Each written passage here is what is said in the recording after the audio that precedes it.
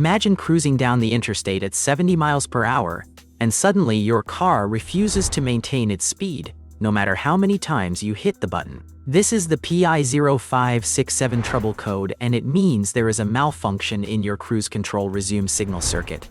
This is a generic code that pops up on everything from Fords to Chevrolets, and even imports like Nissan or Volkswagen. Basically, your engine control module is expecting a specific electrical signal when you try to resume your previous speed, but it is getting something else instead. Usually the main symptom is just a cruise control system that flat out refuses to work or acts completely erratic when you try to use it. You might see the cruise light on your dash stay on or not come on at all. The most common culprit is actually simpler than you think.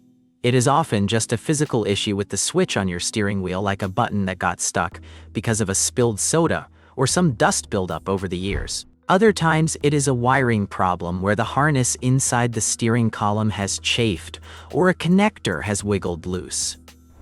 To start troubleshooting, you should first check your fuses to make sure the circuit even has power. If the fuses are good, you might need to take a look at the multi-function switch or the buttons on the wheel itself. Check if they move freely and do not feel crunchy. Since the cruise control relies on knowing how fast you are going, you also want to make sure your anti-lock brake system light is not on, because a bad wheel speed sensor can easily confuse the cruise control system. While this is not a code that will leave you stranded on the side of the road, it is definitely a major inconvenience for long trips. If you find yourself needing to take apart the steering column or mess with the airbag module to get to the wiring, that is your signal to let a professional handle it. Keeping your hands off the internal electronics of the steering wheel is usually the safest bet if you are not experienced with automotive electrical systems.